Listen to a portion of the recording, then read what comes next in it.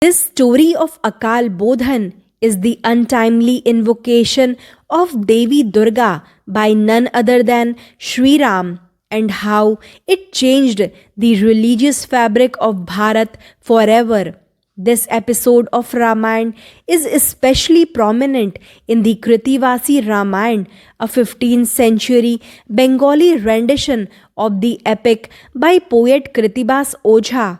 The tale of Akal Bodhan is not merely a deviation from traditional Ramayana, it is its spiritual peak where bhakti surpasses ritual and grace and overpowers fate.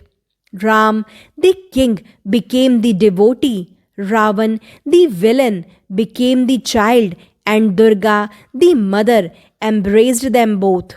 Akal Bodhan teaches us that the divine is not bound by time and that true devotion can invoke grace even in the most untimely of hours. As the battle in Lanka reached its crescendo, a lesser known but deeply symbolic incident unfolds. Ravan, the mighty emperor of Lanka, desperate to avoid defeat, hatches a secret plan. He calls upon his brother Mahiravan, the sorcerer king of Patal to abduct Sri Ram and Lakshman under the cover of night. Mahiravan, master of illusion and tantric acts, succeeded. Sri Ram and Lakshman vanished, creating hustle in the battle camp. Hanuman, ever vigilant, followed them into the Patal and in a dramatic sequence, Hanuman slays Mahiravan, rescues the divine brothers, and obliterates the last shadows of deception in Ravan's arsenal. The news of Mahiravan's death reaches Ravan, the indomitable king, for the first time, feels the cold breath of fate on his shoulders. In his desperation, he abandons pride and arrogance and does the unthinkable. He calls upon the Divine Mother himself. The battlefield falls silent as Ravan, wounded in both body and spirit, stands alone, bloodied but defiant. He lifts his eyes to the heaven and cried out, O Jagat Janani, even Mahadev has abandoned me. O Mother, it is only you who never forsakes your children. You are my last refuge. And then something miraculous happens. The Divine Mother answers. In a moment that stuns the universe, Devi Durga descends, radiant and terrible, her compassion matching her fury. Seeing the once proud Ravan now weeping like a child, she steps forward and spoke to him, saying, Fear not, my child, she whispers, I shall protect you. Even if the world turns against you, I shall not. The Devas gasp. Ram and Lakshman fell thunderstruck. How can Ravan now be defeated? With the power of Shakti behind him, Ravan has become invincible. The Devas turn to Lord Brahma, the creator, for a solution. Brahma, deep in meditation, sees the thread of fate. He appears in the battlefield before Ram and Lakshman and tells Sri Ram, There is but one way. You must worship the Mother yourself. Only her grace can balance her protection to Ravan. You must invoke her through the ritual of Akal Bodhan, that is, worshipping the goddess out of season. Ram is puzzled, but Mother is worshipped during the Chaitra month, that is spring, and that time has passed. Can I truly invoke her now in Ashwin?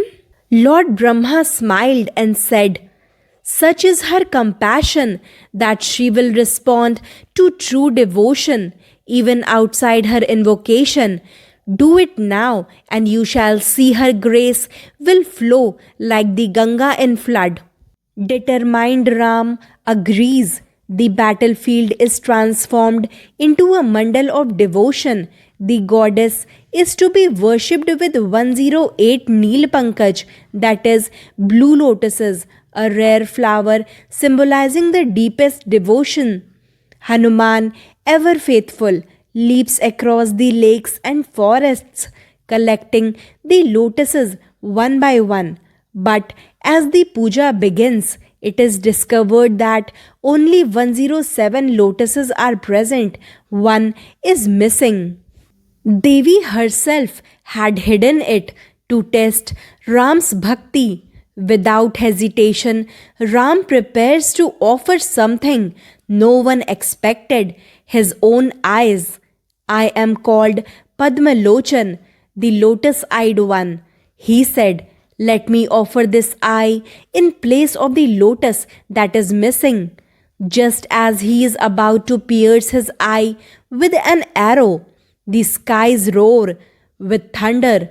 Devi Durga appears.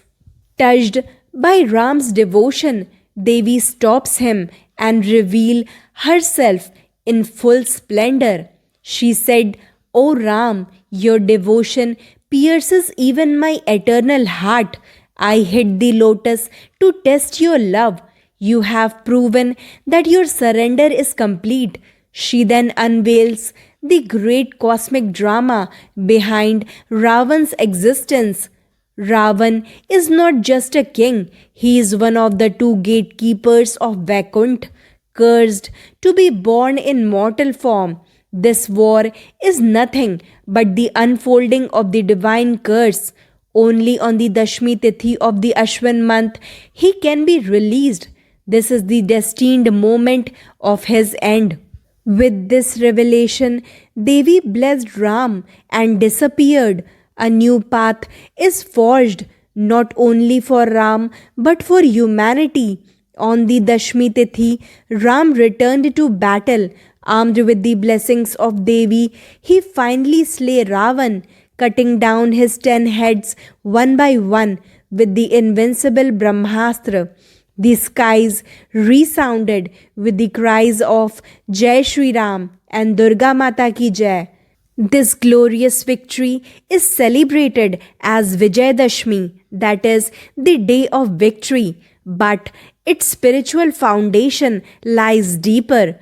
It marks the moment when the worship of Devi Durga during Ashwin month instead of Chaitra was established by none other than Sri Ram himself. Prior to this divine intervention, Devi Durga was primarily worshipped in spring's Chaitra Navratri, but Ram's Akal Bodhan gave rise to new tradition, the autumnal worship known as Sharadiya Navratri.